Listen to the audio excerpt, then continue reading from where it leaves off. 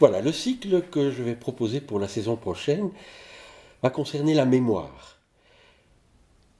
Et je vais donner comme sous-titre « Du mythe à la philosophie et aux sciences, un parcours pluriel ».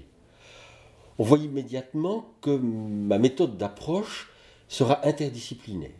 Je crois en effet qu'il est intéressant de pouvoir développer sur une thématique des regards croisés.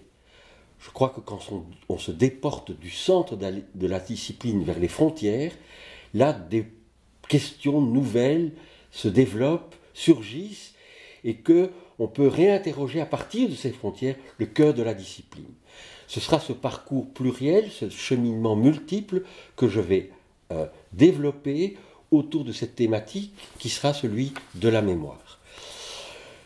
Je mettrai en exergue de ce cycle une référence poétique, parce que je pense que la poésie est justement cette première ouverture, et de nombreux poètes se sont intéressés au mystère de la mémoire.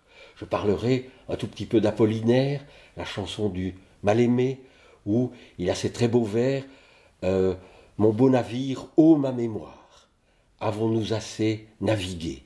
Et il parlera de navigation, de divagation, jouant sur les mots, sur les vagues, sur la dérive.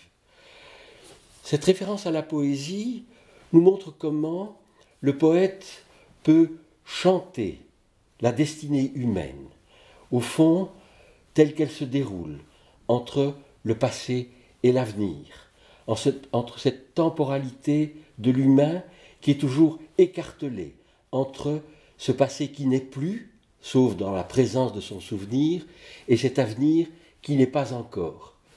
Quelle est cette présence au monde si en effet il est toujours tendu entre ce souvenir nostalgique jusqu'à un certain point, puisqu'il y a bien une émotion là qui sous-tend ce souvenir, et le projet, l'espoir, l'espérance, également sous-tendu par cette émotion qui est l'espérance, la petite espérance.